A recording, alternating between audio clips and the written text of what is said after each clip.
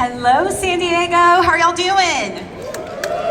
I am so excited about this next panel. I'm sure all of you are as well. My name is Stephanie Gonzalez. I'll be your moderator, and welcome to the Dragin Ball Z panel.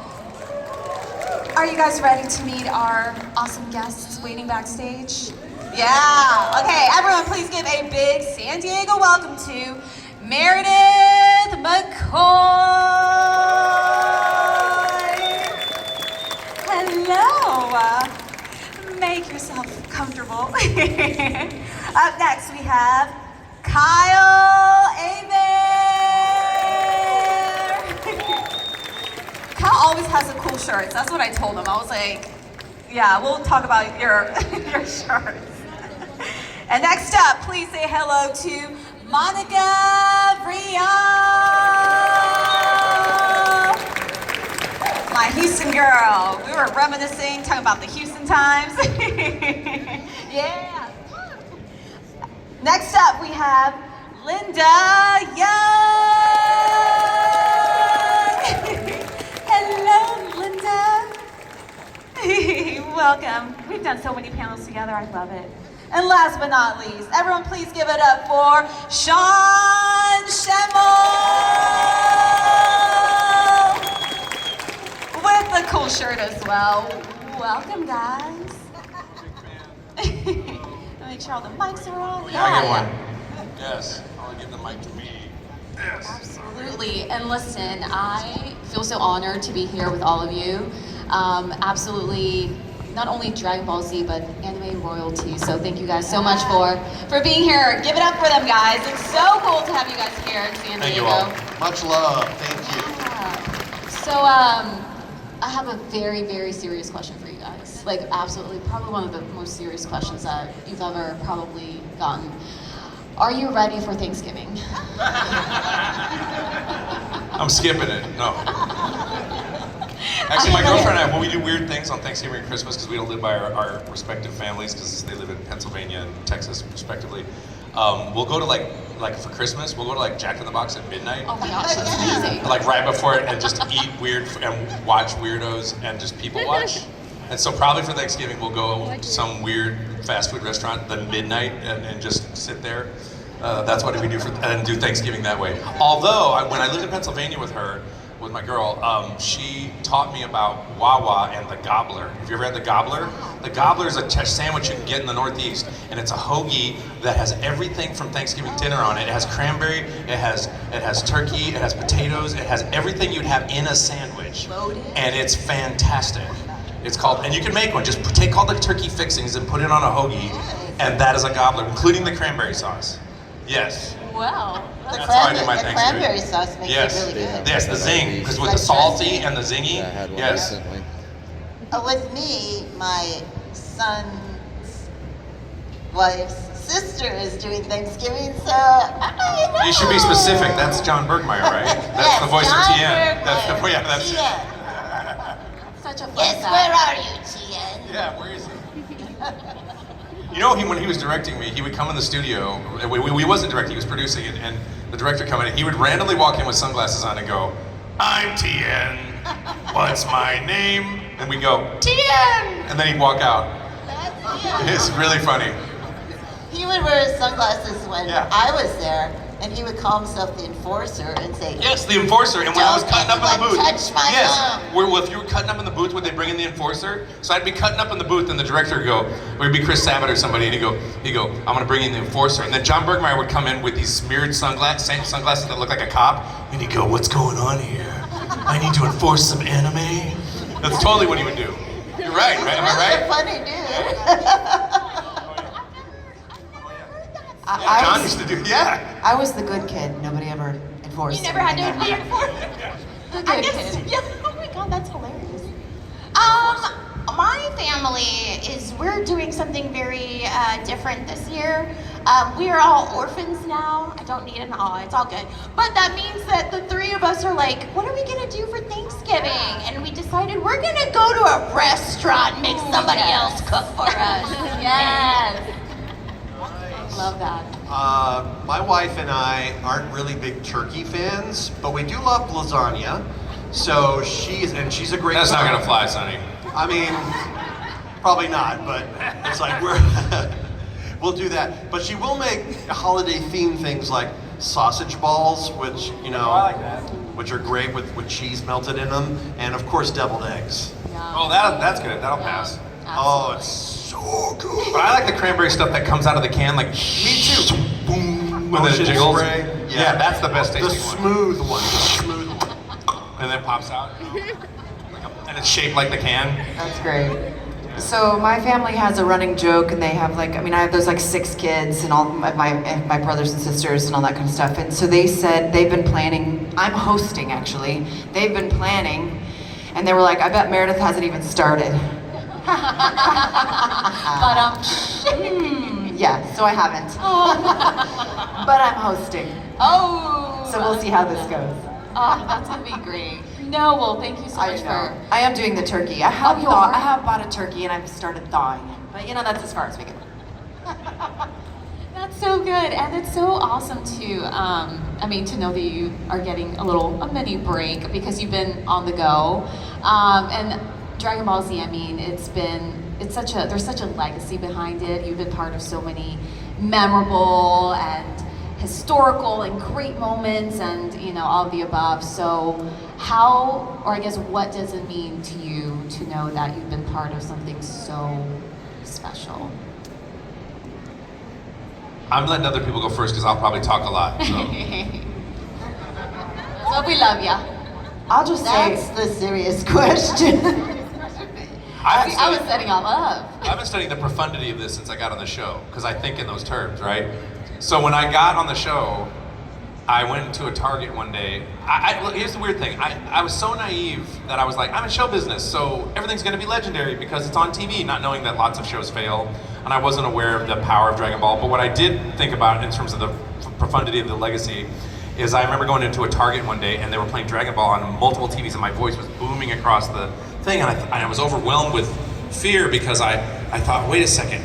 This is going into kids' heads as their neurosynaptic pathways are knitting together as they're growing from 7, 8, 9, 10 years old. And my voice and everyone else's voice is going to be stuck in their head because I knew how the effect it had on me when I was a kid watching cartoons. And then I became overwhelmed with fear and responsibility over understanding that it's a very intimate thing to, artistically enter some kid's brain when they're watching cartoons on a Saturday morning, which is why Dime is awesome, by the way.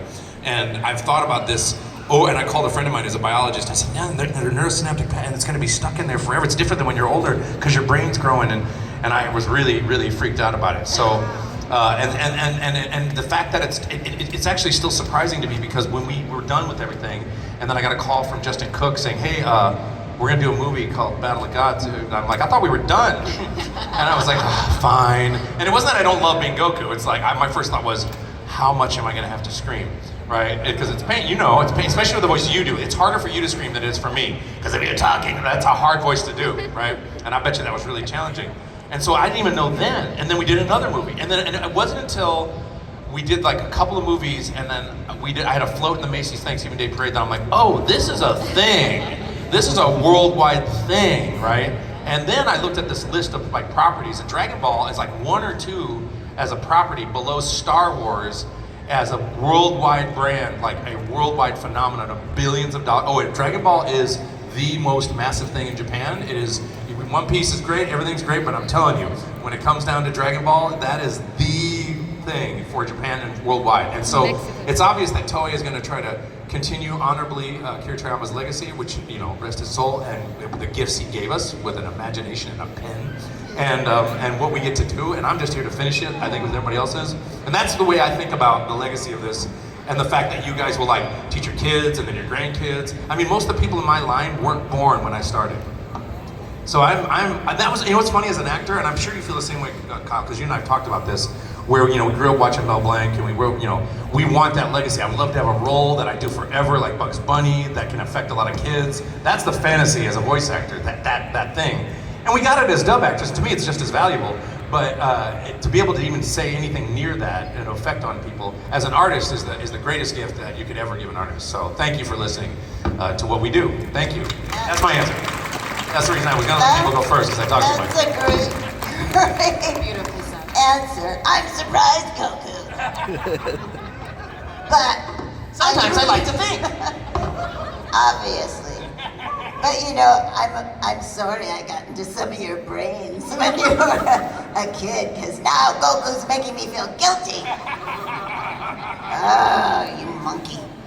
Well, you know, it's funny that nobody's, and Chris talks about this. The big storyline moment that they haven't done is, you know, that Lord Beerus gave Frieza the order to destroy the planet Vegeta. What if Vegeta found that out when he was training with Beerus? Ooh. Or what if Frieza snuck and told Vegeta, you know what? Beerus is the one that told me to do it. And Vegeta would lose his mind. That sounds more like Frieza. Yeah. Oh, that's true. But anyway, this truly does mean so much to me, and it took me a long time to realize too how big it was. One thing that got to me though is when they had the Burger King, the children meals, and the toys were the kids' toys. Wait, Remember no, that? I have a story for that, but go ahead. It was good, and then I was like, that's so sweet. I'm in the kids' meal. Did you do a signing at Burger King? Because that was my first signing ever. And here's what happened. It's hilarious. So I get a call from the manager of the Burger King, and here's what he says to me. So, you Goku, huh? I'm like, yes. And he goes, you gonna wear the head? I'm like, wear the head? You gonna wear the head? He thought I was gonna cosplay with a Goku head. Like I was gonna be in a suit, you know? I go, no, I'm a voice actor. I'm not gonna wear the head. What does that even mean? Right? And so I show up, and it's Sunny Straight, Gen Fukunaga, the president of the company, myself, and one other person, and we sit down in the Burger King, and nobody came. And so we had a hamburger, and we had the little Goku statues, and we sat there and ate a burger and left. And I did not wear the head. So that was my first signing ever. You In got the kids' 1999 or meal. something. Yeah, You're the saying kids' you meal. got... You gonna wear the head?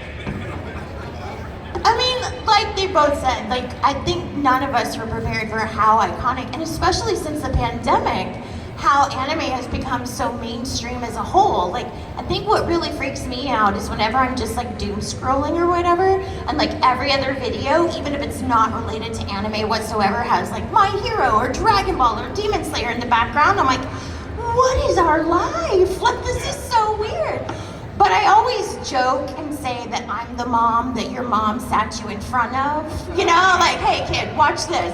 So, but I do really feel like that. Like, there's a lot of maternal instincts that Bulma has, believe it or not.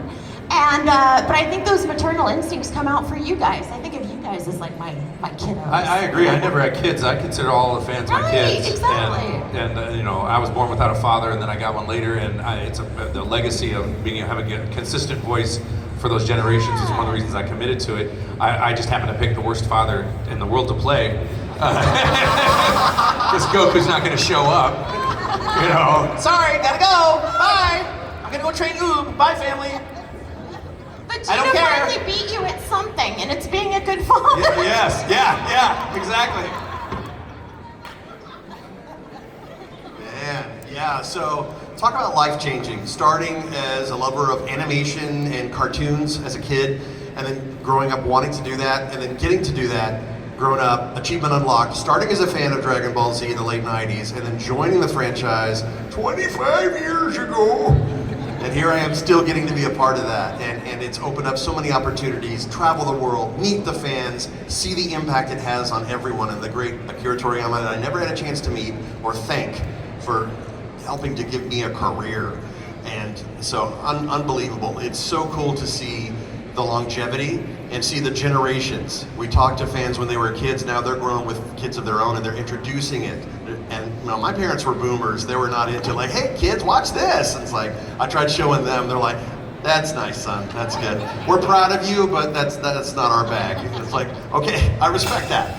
But no, life-changing in the best possible ways. I would say I still don't have any idea how big this is. Especially, you know, when you start, when you're like 18, and I remember like, it was Kent Williams who was like, hey, they're looking for girl voices. You and Laura should go try out. And so we pull up to a shady bank building, and I thought, for sure, this isn't real. Are we about to get kidnapped? Is this even a real audition, you know? know, like. You know that bank building was called the Frost Bank. What's funny is Frieza's parents are King Cold, and wasn't there a Frost character? And there was the Frost Bank, yeah. Yes, we owned that bank. We owned that bank. Frieza had the bank. That shady bank. It was cold in that bank. I thought it was hilarious that it was the Frost Bank, and we'd go record in there after hours, and it was as cold as the frost. As the frost Yes. was, yes. The whole thing That's just how felt, my family is, cold. it felt like totally shady and like it wasn't a real thing. So then when they're like, yeah, you booked Android 18, I was like, cool. I had no idea that it was going to continue again like 25 years later, still playing. I think I was 18 at the time too, when I started. So 18 playing 18, it just kind of fit. Wow. Anyway, so I'm always thankful. It's incredible to hear people's stories. You know, they would come up to me and say, I had a really hard childhood, but I would get off the bus and run to go watch Dragon Ball Z. It was the highlight of my childhood. And hearing stories like that is always just really amazing, heartwarming, and it's incredible to have impact like that. So, yeah. And we're so thankful that, you know, you guys are part of it. It was you guys, and we will be opening up the mic for fan questions, so feel free to start lining up. And in the meantime, if you haven't been able to tell, I think by now you should know, but we'll do this. Can y'all go ahead and kind of tell us who you voice on Dragon Ball Z, and yeah, we can get started. But Meredith, go ahead. So obviously Android 18 on Dragon Ball Z. I was also Launch in Dragon Ball. and both launches, the scary one too. I also played Etsuko in Yu Yu Hakusho. I have played Kagura in Fruits Basket, and I think a few others I'm probably forgetting. Maria Ross in Full Metal Alchemist. Yeah. I'm Kyle. I voice Older Gohan and the narrator, and Wes, Kai, Paikon, Ox King, all in Dragon Ball. Aizen and Bleach, Kiba and Naruto, Ryu and Street Fighter, Escanor, Seven Deadly Sins, and many, many more! I mean, I appreciate it. We appreciate it. So I voice Miss Bulma Briefs. And I also voice, if you guys have seen, you know Yo Gengyo, the little fish that lives in Whis' staff? That's me too. And he might sound suspiciously like Suyu Asumi from My Hero Academia, which is another character I play. And, oh gosh, Mara Leona and Sakura and Nero in Black Clover. And yeah, lots of stuff. Hey, Linda Young and Frieza, of course, and She does the voice also for Hello in Dragon Kitty. Baba, the fortune teller. I love Baba. I love Baba too. She's Remember when kooky. Baba had sent Goku and Krillin to go find some weed in Dragon Ball Super? Because it was definitely weed. It wasn't. It was definitely, because they had a weed that was like, you got to find this magic plant. And me and Sonny were like, we're going to get weed is what's happening. I knew that was what that was. Well, It then I continues. go get it into people's brains again. It's another I need some weed. Oh wow! I didn't even know I sent you for weed. You learn something new every day. And so, anyway, Fasha and Arali and Mr. Satan's secretary. Do you remember? I love her voice because she's like, "You have a phone call, Mr. Satan." That reminds me of the lady in A Little Shop of Horrors. Yeah. Seymour? Yeah, reminds me of that. Was it inspired by that? I think so, now that you mention it. And then Genkai and Yu Yu Hakusho, poorly Yusuka. We love Yu Yu Hakusho. In Fairy Tale, others. One of the newest ones that I really like a lot, she's a mentor, and it's a show called Once Upon a Witch's Death, and her name is Faust. And she's kind of kind of sassy too. They have a really good relationship, like in Yu Yu Hakusho with Genkai and Yusuke. Faust has a really good relationship too with her young adopted girl that becomes a little witch and a mentor, and it's a good show. And the animation's very beautiful. My name's Sean. I voice Goku from No. the end of Dragon Ball all the way through the whole thing. And Teen Goku. I voice King Kai. Yeah, voice King Kai. And I voiced Nail. I also worked on Yu-Gi-Oh, Yu-Gi-Oh GX, Yu-Gi-Oh 5Ds. I was Crystal Beast Mammoth in Yu-Gi-Oh. I did talk like Arnold Schwarzenegger. I came into that audition. They go, well, I came into the session. They go, do you do an Arnold Schwarzenegger impression? I'm like, yeah. And they go, do it for this mammoth.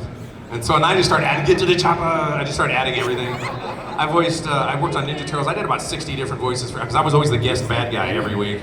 I worked on Lego Monkey Kid as the Monkey King. Yes, Lego Monkey Kid's the best. Yes, I played the Monkey King on Lego Monkey Kid. I played Wukong. Of course you did. Yeah, and I was also born in the year of the monkey. And that's a small smattering of the voices I've done. Anyway, that's who I am. Let's hear it up. Let's hear it up for them, please. Come on. Thank you. And we'll keep it one question per person since we have a packed house. But here you go. Hi, what's your name? Hi, I'm Johnny. This is day 2 of my first anime convention. So my question's for Monica. So obviously besides Bulma, Suyu is also a favorite character of mine. So I've always wondered, how would an interaction between Bulma and Suyu go down? That just kind of blew my mind a little bit.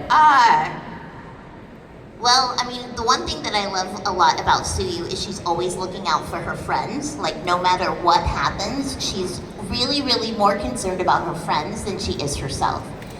And that is one thing that I think Bulma might have in common with her. She can talk smack about the Saiyans, but if you talk smack about the Saiyans, she gonna get you. Like, she is not about it. So I feel like a conversation between the two of them would be like, Well, hello, Miss Breeze. It's nice to meet you. well, hello, Suyu Asui. I heard you're just a little delight. I am. Thank you very much. I heard you have a wonderful giant company, and I'm about to graduate from school. Suyu, I have a brilliant idea. I heard that you can make yourself disappear. I have some wonderful things I can use for that. You want to come work for Capsule Corps? Yes, ma'am, I do. And I think that's how a whole new anime starts. Thank you so much. Awesome, thank you so much. Hi, my name is Giselle, and this is my second day here at Anime 619. And this is for Sean. Yes, go ahead. My mic died. I can talk about them. My mic.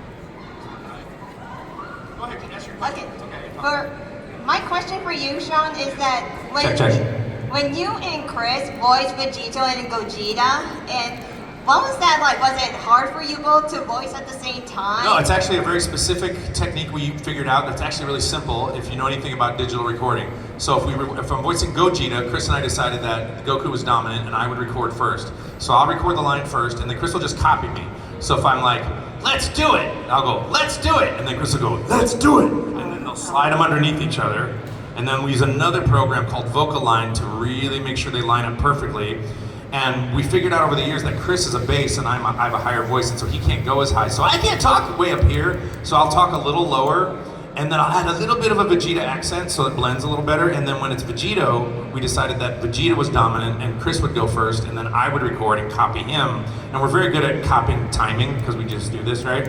And then it's just a matter of sliding the two audio files underneath each other and visually lining them up, listening to it, then they mix it, and it's very simple.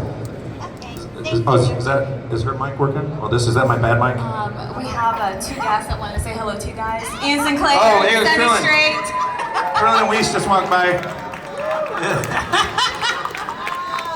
Is that working? It's working? Oh, here we go. There we go. Pop goes Louisa. Hey, that's my friend. You have a friend? One.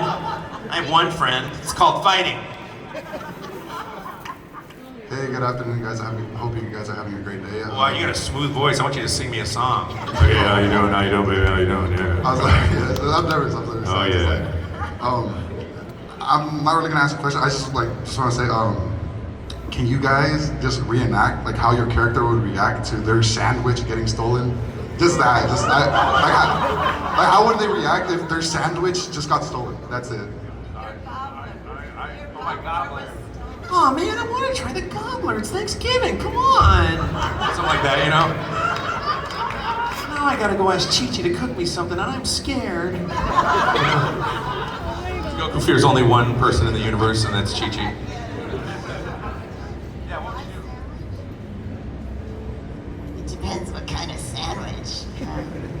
How about an Oreo sandwich? Get back here with my Oreo!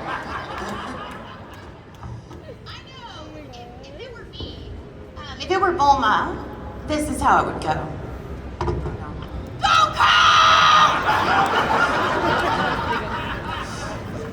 What do you want?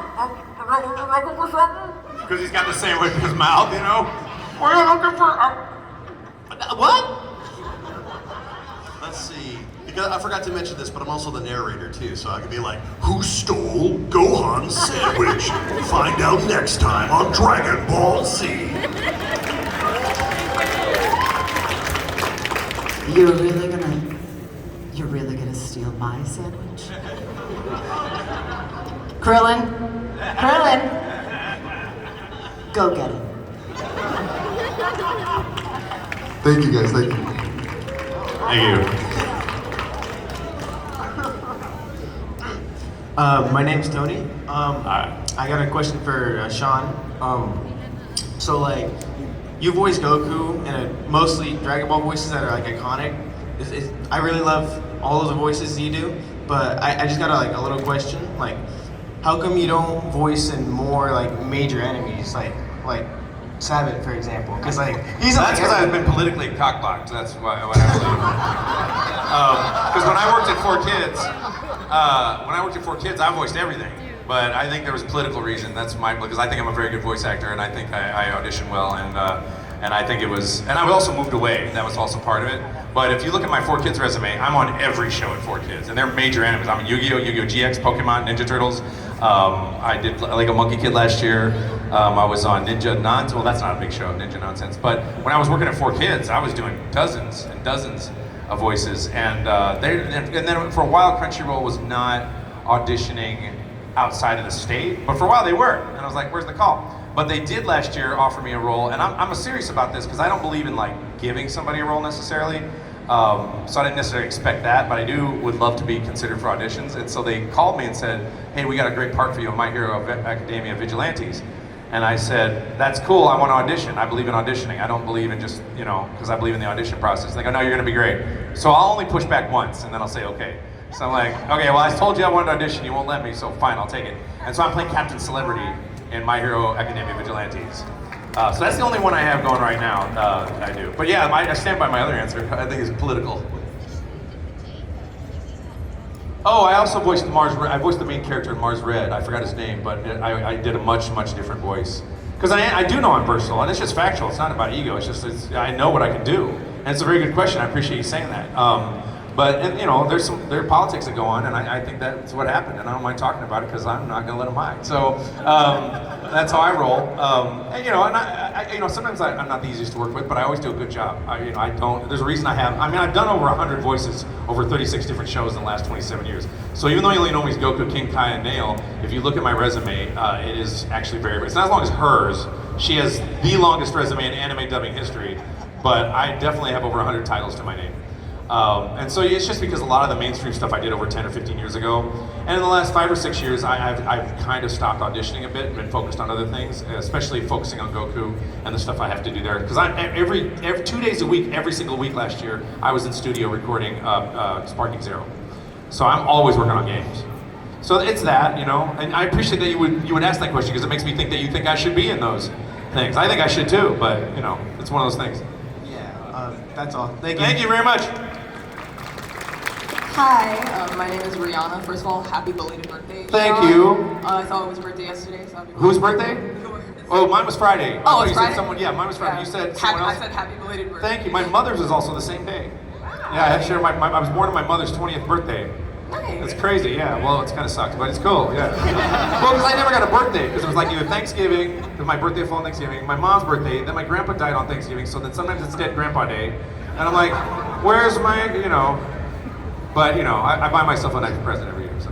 Thank you for saying that. No problem. My question is, so since we're all sort of like starstruck by all of you and your work and your resumes and your repertoire, when was a time when you guys were starstruck by whether like it was a celebrity crush or someone you looked up to, something like that? Actually, I have a great story for this one.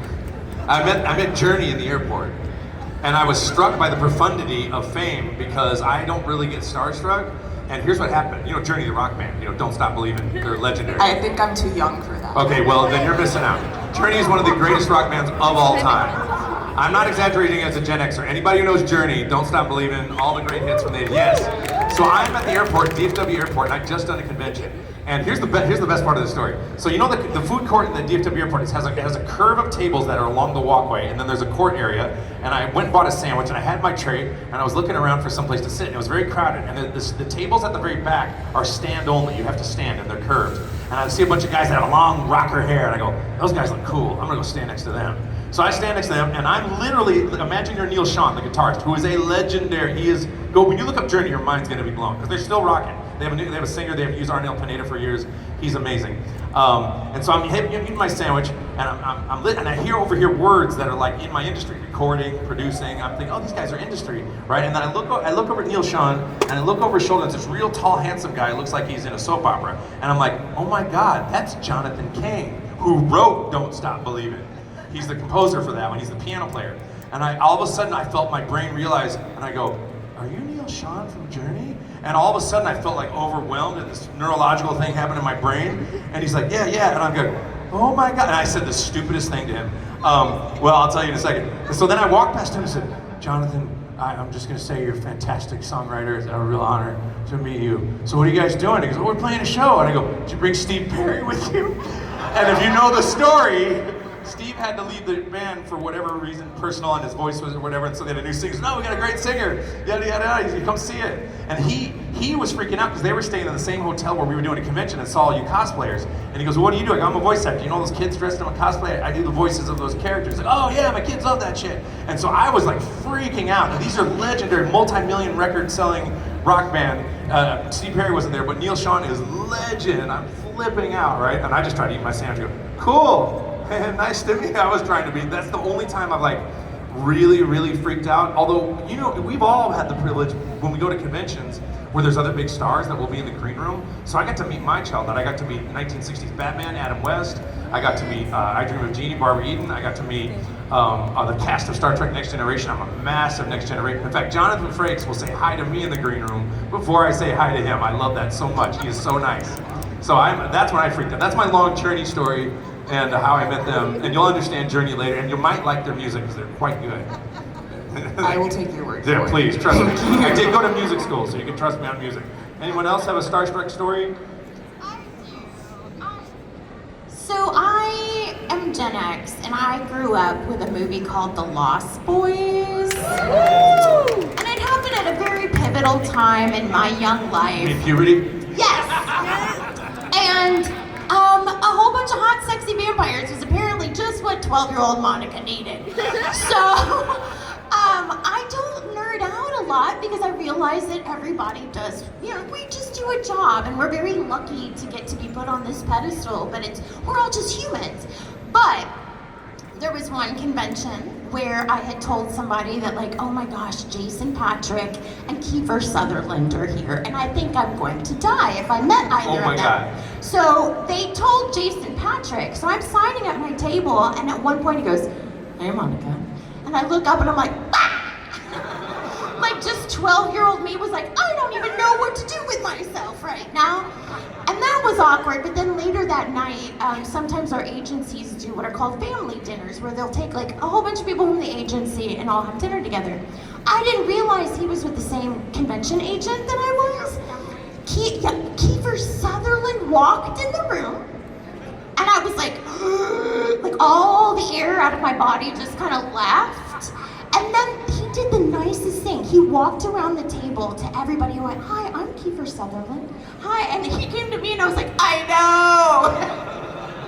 But I had the best moment because as dinner progressed, he had a couple of drinks, and then he started talking about how he had been doing video games, and he was really interested in doing video game work.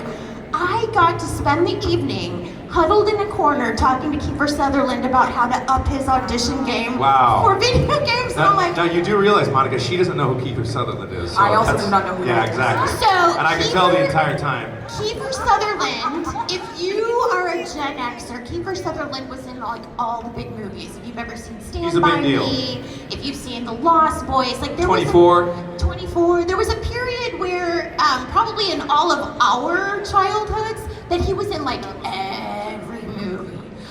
He's also Donald Sutherland's son. So if you watch enough movies, eventually you'll run into him. But yeah. Understandable. Thank you.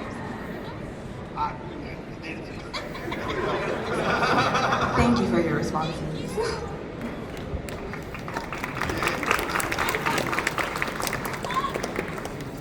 Hi, my name is Colt. My son is the kid that had the question for Sean Schimmel earlier. Yeah, that's me, sorry. So I have a question, but really quick, I want to say you're my fan cast for a One Piece character. Thank you. And I am in the 4Kids. I'm in the 4Kids version of One Piece, which I don't promote because it's terrible. But I also was in the Crunchyroll one. I was Dr. Indigo in the movie. Remember the clown with the magic exploding balls or whatever. Anyway, continue. What's the? Well, I would cast you as Loki. He's an upcoming character. Oh, I'd love that. Manga. Huge character. Oh, I'd love that. Justin Cook's my producer. He's right over there. I'll just walk right over to his table and say, "Can I be Loki?" You should. You know, absolutely. Thank you for saying that. I love that support. Thank you. So my question is, how does it feel to be the most legendary and iconic anime character that's ever existed? It is. I can tell you, what really drove it home for me is having a float in the Macy's Thanksgiving Day Parade, which they just updated. They first put up Super Saiyan Blue, and I was just awestruck. And then they updated it to black-haired modern Goku, with base form Goku, just last year. And that's when I knew, I was like, okay. Oh, and the other thing that was a huge honor for me is there is a stage play production of Dragon Ball in China. And it's all Chinese actors acting out a very well produced stage play. And they do it all in Chinese except when the big moment where Goku does a big Kamehameha against Vegeta and they dub in my voice for the actor. So the actor's going, mouthing it. And I saw it online, I'm like, they're using my voice for the Kamehameha. Hell yeah. I was so excited that all the way in China that they were like using our dub for that. And then I also know, here's another funny story, this is a crazy one. Sometimes when you're flying and you bump into famous people or you bump into just people in the industry. So I know they're building a Dragon Ball theme park in Saudi Arabia. So here's a weird ass story, this will blow your mind. I'm not gonna mention his name because I protect his privacy, because he probably doesn't want anybody bugging him. But you know the theme parks where they have a Indiana Jones show and they have a performance, they have to script that.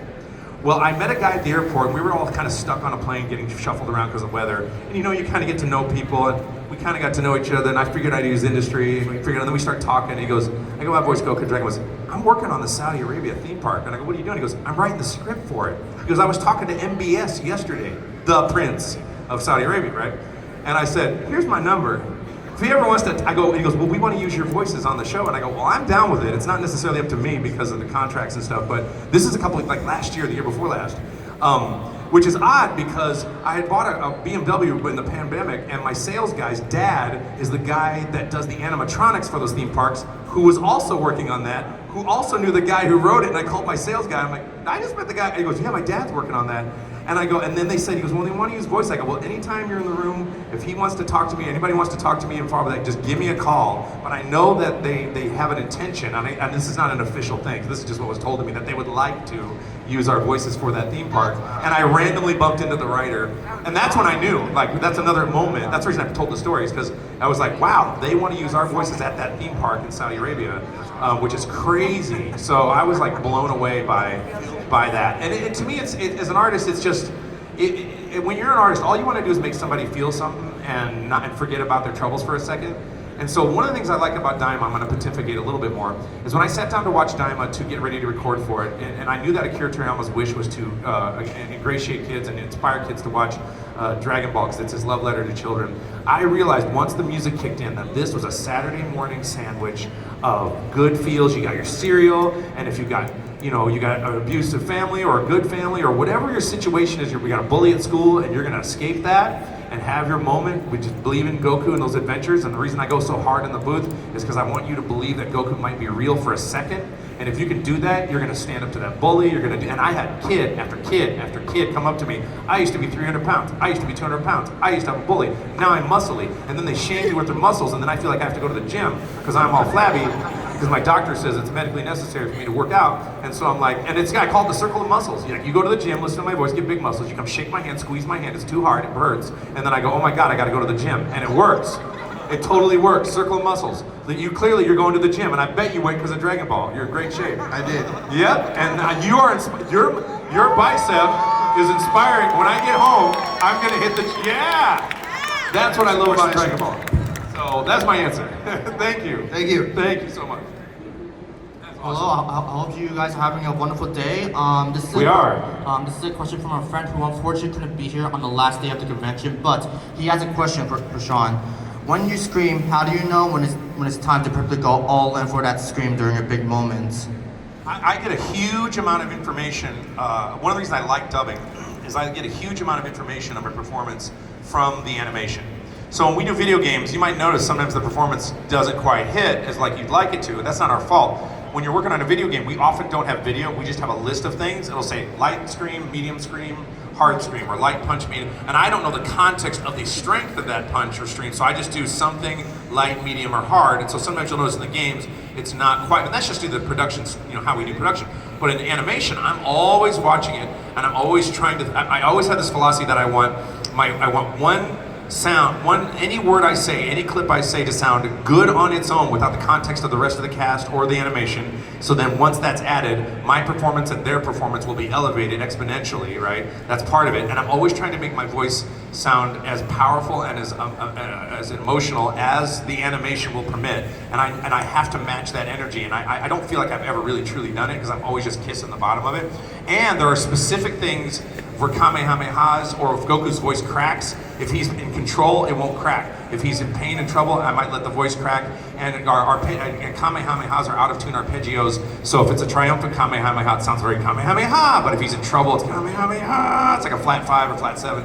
And so all these things I get information from the animation to make sure that it matches that as I'm doing the screams. And then another trick I do, because I'm not this powerful, on Super Saiyan 3, if Goku can scream like over a minute in the show, I will make sure he can by screaming to a certain point, and then I'll run out of air, and then I'll make them play the scream back, and then at the very end I'll start screaming on the same note, and then I'll scream again, and I'll stitch it together. And so all the screams are real, but I cannot scream for 3 minutes. So but I want you to believe that Goku can. So in that Super Saiyan 3 scream where you might have thought I passed out, I did not.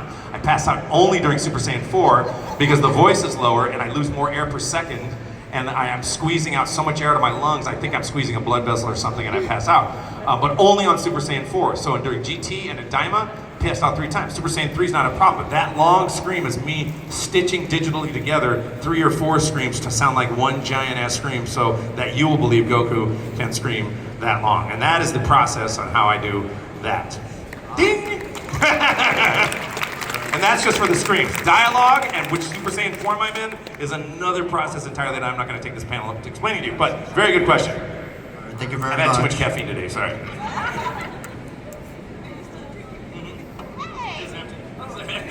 My name is Abel Ramirez. What's your name? Abel Ramirez. Awesome. And can you guys say welcome to Wendy's in your character's voice? I would not feel right legally doing that, but why that? Why that phrase?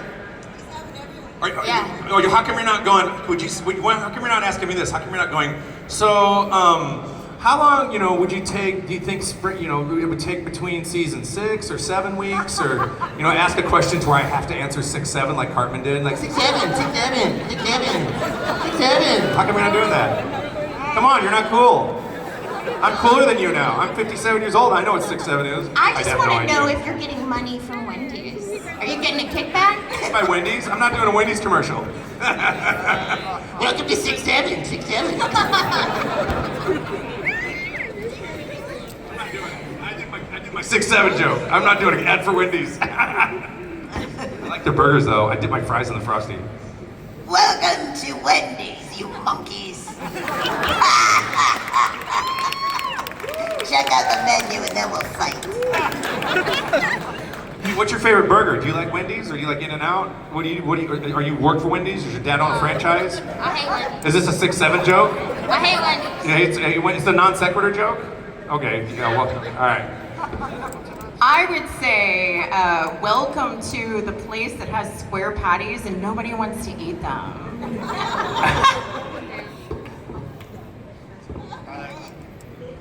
Welcome to Wendy's. Really, I thought this was In-N-Out. First off, Sean, thank you for the meeting yesterday, and second off, pleasure. Even though you already answered this question, I am going to ask it again because Dragon Ball isn't just about manga and anime, but also video games. And I hope Toei and Bandai Namco are listening to this. Name a Dragon Ball video game from before 2014 that you would like to see remastered on modern systems.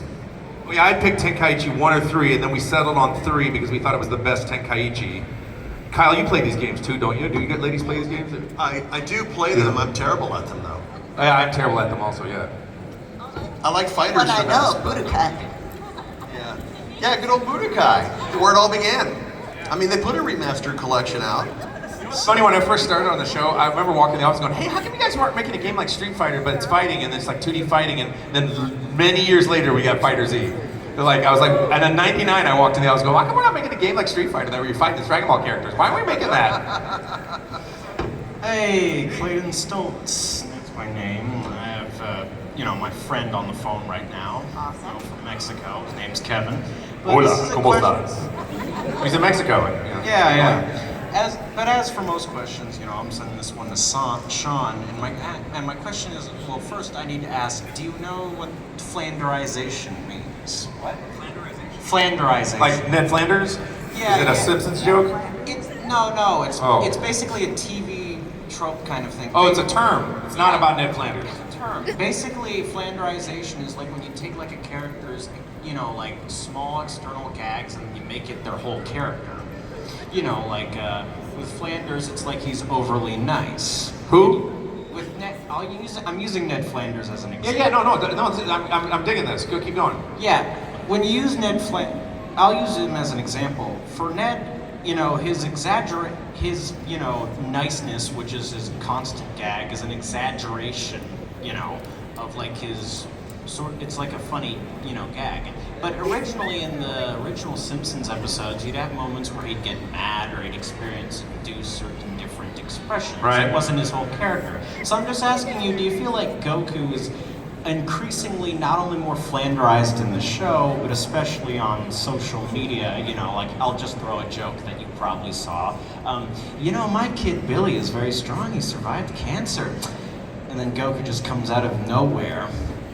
Well, I hear he's very strong. I would like to see Oh, yeah.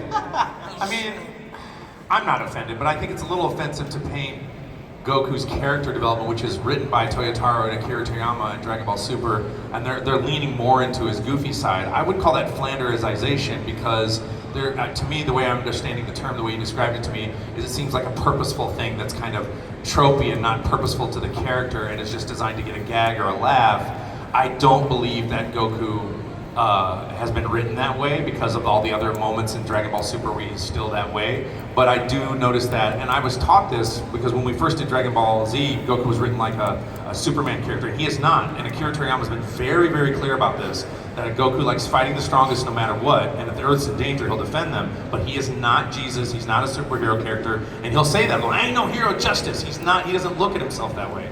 And so when he's leaning into the goofy, the question makes me think that you don't like that and that it's gotten worse and that you wish it was the other way. That's what it makes me think. I don't know if that's true. He doesn't. Yeah, well, I don't agree with him.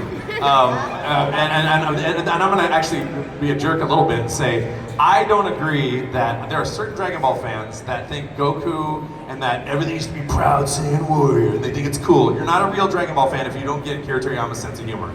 And so, to me, you like Dragon Ball Z, and you get the whole sandwich, that there's epic, that there's fighting, that there's a very silly sense of humor that is very Akira Toriyama, which is elucidated in Dragon Ball Daima, and we actually changed one of the lines that I wanted to keep original to Akira Toriyama's vision, because I thought it wasn't the best line, but it was the funniest line, and it was Akira Toriyama, but Toei asked for the line we changed, which was, and this is to go even further beyond, right? But as far as like, that, if your friend is like, I don't like it because, I want this, that's Vegeta's role. Goku is supposed to be a child's mind all the time. He's a metaphor for the beginner's mind, and he's a kid, and that's why he gets along with Zenny. That's why he has no rules around Lord Beerus. That's why he's like, he doesn't get it, because he's always a kid. He's Quagmire, but instead of women, it's fighting.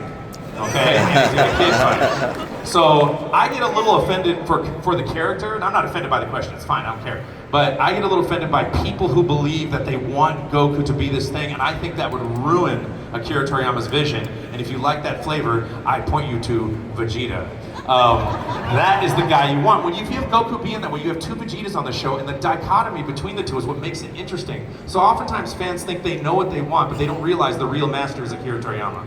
And so that's what I support and that's what I focus on. I love Dragon Ball Super the best for that exact reason. Now, if he's trying to imply that I play him that way, that's not entirely my fault. The script is clear, the faces and the dialogue is clear, the director's clear, and I think it's consistent. So that's my answer on that. I'm not going to use the word flanderized with that because I think it's offensive to Goku's character. I don't agree with that term in this context because they're not doing it for the sake of that, and we're not losing the other parts of Goku's character. So that is my answer. Ding! All right, we have time for one more question. I'm so sorry, we have another panel in 3 minutes, so I apologize. We did our best. I apologize for long answers. I can't do it any other way. Hello, I'm Christian. Really honored to meet y'all for this today, but I wanted to ask, sorry if this is asked to death, but what is your proudest take in Dragon Ball history? Say, you know, you did a take and you hear it before and you said you think it went better than you thought. There's two. I Will Not Let You Destroy My World from Battle of Gods, which went viral, and I didn't know they were videoing me. And by the way, I love the fact that everybody thinks that's a special moment, and it's really sweet. I just want to remind everyone, that's every day at work. It's every day. It's not like special moment, Will Not Let You Destroy My World, it's like every day. But they were filming that one. That and the Broly scene where Broly, in the Broly movie where Goku is being trounced by Broly, he's got him by the ankle and he's slapping him around like Loki and Hulk. I did that entire scene in one take. I just got lucky and I was on fire and I just killed it and I was just like so proud of it. And I asked Raleigh, the engineer, I was like, we gotta do another one, I'm breathing already. He goes, no, we got it. I go, no, I know I screwed it up. We got it. And I'm like, and they played it back and I'm like, holy shit, I nailed it. And I'm not always proud of my work, so trust me. A lot of stuff I did on Z, this was my first job. My first audition was Dragon Ball, so I was not real proud of that. But everything from Kai on, I am very proud of. Anything but Will Not Let You Destroy My World and the Broly thing for me. What about you? Pop Goes the Weasel. Yeah, Pop Goes the Weasel. Not my proudest moment. No, I don't know what my proudest moment would be. I mean, maybe all of it. It's just all so much fun. And probably getting the role and finding out what the role actually was and being able to be a villain. I don't know. I don't know if I have a moment. It always, all of it feels like a moment, like a wonderful moment. Goku goes Super Saiyan, that's legendary. That's true, that one is. I agree, that scene we did, that was a special day for me, by the way. You know why? Because we had been taking over for the Canadian cast, and I was still learning the role, and I was still taking reference, and I really hadn't taken ownership of the role. And when I came into work that day, I did not know I was doing that scene. And you weren't there that day, but I did not know we were gonna go Super Saiyan that day, and I'd heard about it. Yeah. They told me after I recorded, they weren't sure I could scream like that. They didn't know if I could do it. And so I remember after that day, once it was done, and I was Super Saiyan, I'm like, I'm done, this is mine now. I am Goku. And that from that day forward. Right, that was a really It was a really special powerful day for us, yeah. Yes. Good answer. I wish we could have done it together. Thank you for answering for me. Yes, thank you. I'll spare your life. Yes. I think for me it was Dragon Ball Kai in the Buu saga, and we all know what happens to Vegeta. And I had this reaction that was just visceral and was just screaming and crying and everything. And I remember the director, Raleigh, was like, that might be too good. Like, that might be too dramatic. He's like, I'm gonna leave it, but that might be, like, I'm sad. And I'm like, well, that's the point. Yeah. And so he left it, and I'll never forget, like, Sonny and a few other people coming up to me and being like, man, way to keep me on my toes. Like, I really had to, like, up my game to, like, compete. And I was like, good, I'm glad. Because, you know, I'm sure that, like, for the folks that were doing it over again, it's gotta be hard to not kind of fall into the lull of, like, oh, I've already done this, I know what I'm doing. So to have some new blood in there to go, I'm gonna shake it up. That was Nice. Yeah, real quick. So, just because it's a communal experience to see in the theater, especially in IMAX, packed house, fans are cheering. Is the beast gone? You know, it's like, is that all you got? Oh, I was thrilled with that, Kyle. I was geeking out for you. I am so stoked that redemption. Poor guy's been nerfed for decades. So yeah. I'm proud of that. Although my favorite scene was your Super Saiyans scene. Super Saiyans. Super yes, Saiyans. Dad jokes for the win. I think mine was probably, you know, my epic fight with Vegeta. I'll never forget, Chris Sabat was, he was directing me, and he was like, Mare, okay, you're about to have to, like, do some fight scenes. Have you ever been in a fight before? And I was like, no. He was like, okay, well, you're gonna have to do some, like, fighting noises. And I was like, okay. Okay. So, me trying to do fight scenes and then it actually turning out okay was like epic goal for me. Because I got in trouble for laughing after every take. I'd be like, ha! And it's like, you can't laugh after every take, Meredith. Sorry. So anyways, that was my fun fact. Thank you so much. Love Awesome. you guys. Thank you very much. Thank you guys. Everyone, please give it up for Meredith, Kyle, Monica, Linda, and Sean. Thank you guys. Thank you guys so much. I know we're going back to your tables, right? Well, I'm So.